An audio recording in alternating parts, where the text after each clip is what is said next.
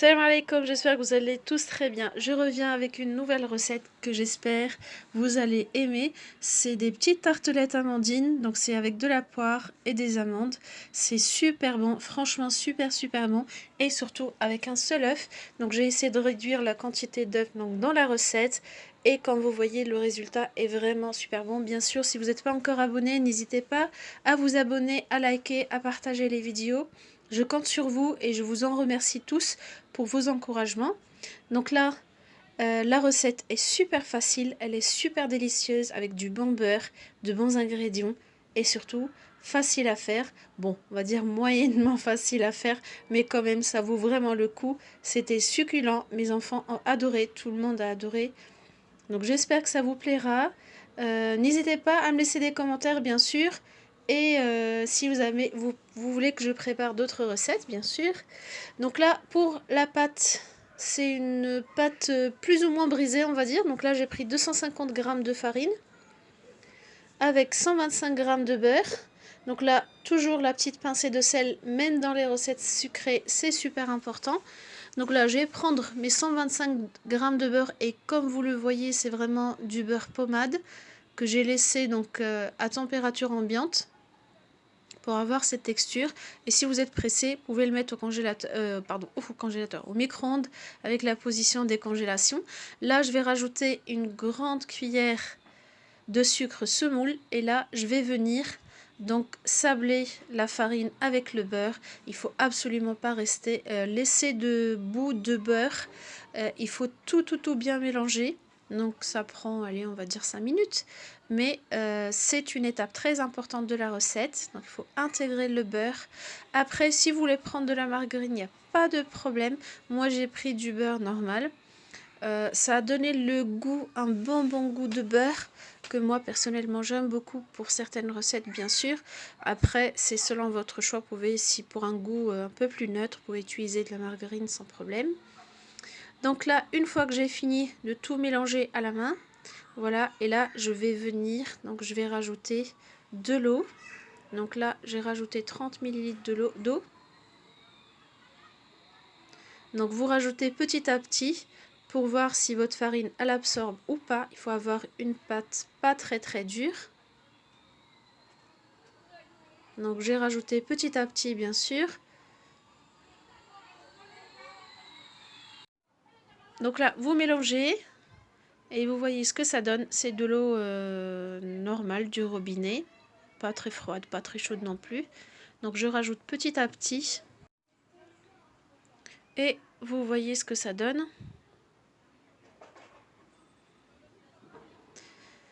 Après, normalement, on doit mettre un jaune d'œuf dans la pâte brisée. Moi, j'ai décidé de ne pas en mettre. Je vais le remplacer avec un autre produit. C'était, voilà, pourquoi faire ça? Je voulais réduire la quantité donc d'œufs dans toute la recette. Et donc là, la pâte, elle se ramasse, mais pas complètement. Donc, il manque encore un peu de liquide. Donc là, une fois arrivé à ce stade, donc là, il reste encore, voilà, elle est un peu sèche. Donc là, je vais rajouter l'équivalent de 2 grandes cuillères de lait. Moi, je l'ai directement sorti du frigo. Et donc là, je vais venir donc finir le ramassage de la pâte. Et franchement, le résultat était super.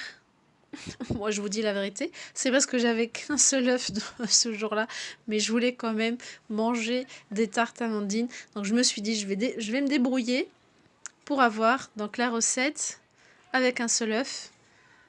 Et le résultat était vraiment super. La pâte, vous allez voir, elle est top. Donc là, ma pâte est souple. Donc là, je vais la mettre au frais, donc je vais la couvrir. Moi, tout simplement, j'ai mis un bol dessus et je l'ai mise au frais, donc le temps de préparer donc le reste des ingrédients. Donc là, j'ai pris, là j'ai 100 g de beurre, pommade, mais un peu plus que pommade comme vous le voyez. C'est vraiment très mou. Moi, sincèrement, j'avais oublié de le sortir avant, donc du coup, je l'ai réchauffé un peu au micro-ondes, donc en mode décongélation. Là, je vais mettre l'équivalent d'une petite cuillère à soupe, une petite cuillère à café d'extrait de vanille. Donc, 2 grandes cuillères et demie de sucre. Normalement, on doit mettre 100 grammes. Moi, sincèrement, je ne voyais pas pourquoi autant de sucre. Après, c'est à vous de voir. Donc, vous pouvez mettre 100 grammes de sucre. Donc, ça, c'est la recette originale.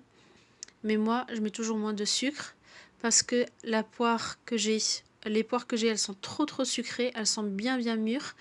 Et surtout, je vais rajouter un peu de sirop à la fin. Donc, je ne voyais pas pourquoi rajouter autant de sucre. Donc, j'ai mis l'équivalent de 50 grammes pour 100 grammes de beurre. Je mélange bien pour faire un peu dessoudre le sucre, mais pas complètement. Et là, je vais venir donc rajouter un œuf. Et c'est tout. Si vous mettez 100 grammes de sucre, mettez 2 œufs pour avoir une belle texture, donc pour la crème d'amande. Vous mélangez, ça prend un tout petit peu de temps, mais c'est mieux de le mélanger à ce stade avant de rajouter les amandes. Comme ça, vous êtes sûr que tout est bien mélangé.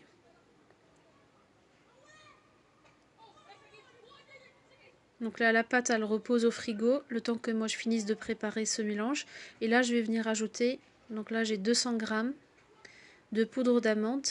Moi, je les ai achetées toutes prêtes. J'avais la flemme de les préparer, d'émander des amandes et tout. Donc là, je mélange. J'ai pas vraiment, je pense que j'ai mis 190 grammes. En tout cas, pour avoir une belle texture crémeuse, pas très dure. Vous voyez, c'est encore mou.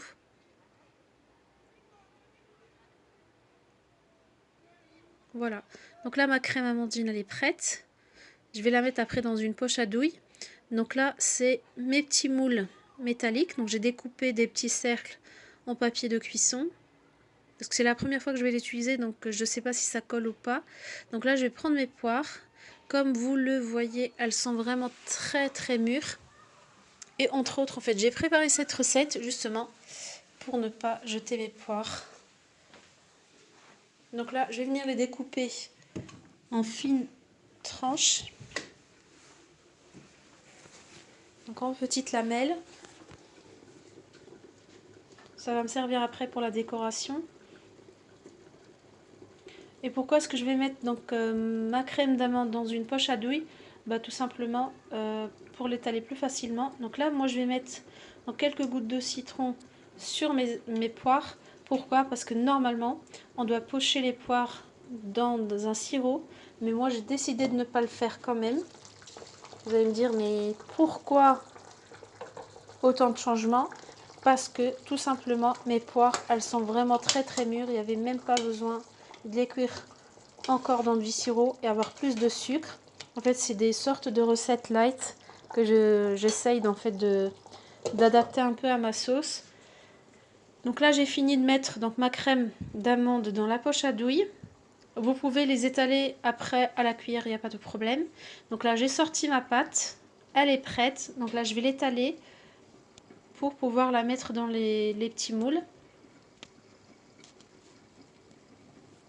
Voilà, on essaye d'avoir en fait quand même... j'ai mis une couche très fine de pâte. Parce que quand même avec la crème, la pâte, il y a du beurre, la crème, il y a du beurre et tout. Donc du coup, je mets une fine couche donc, de pâte. Donc vous découpez à peu près, moi j'ai découpé avec la taille donc, du papier sulfurisé. Comme ça, je suis sûre que ça va couvrir toute la surface. Voilà. Et comme je vous ai dit, donc je reviens aux poires. Donc si les poires que vous avez elles sont encore dures, bah, vous pouvez les piocher dans un sirop. Et pour le sirop, c'est un verre d'eau pour un verre de sucre, le jus d'un demi-citron. Vous laissez le tout bouillir. Et une fois, en fait, il n'y a plus la mousse blanche, bah, à ce moment-là, donc en fait, vous mettez vos poires pendant 5 à 10 minutes en fonction en fait, de leur maturité, on va dire. Donc là, j'enlève l'excédent de pâte sur les bords. pour avoir une forme, voilà, bien travaillée. Et là, je vais venir donc pocher avec ma crème d'amande. Il faut pas remplir le ramequin pour une simple et bonne raison, c'est que avec les œufs, ça va gonfler. Encore, moi j'en ai mis un seul. Si vous mettez 2 œufs, bah, il faut pas trop remplir parce que ça va gonfler, vous allez le voir après. Donc là, je remplis le tout. Et là, je vais venir étaler. Voilà. Et je vais venir étaler donc mes amandes. Mes poires. C'est vendredi, je suis un peu fatiguée. Mais c'est normal. Donc voilà, je vais les mettre comme ça.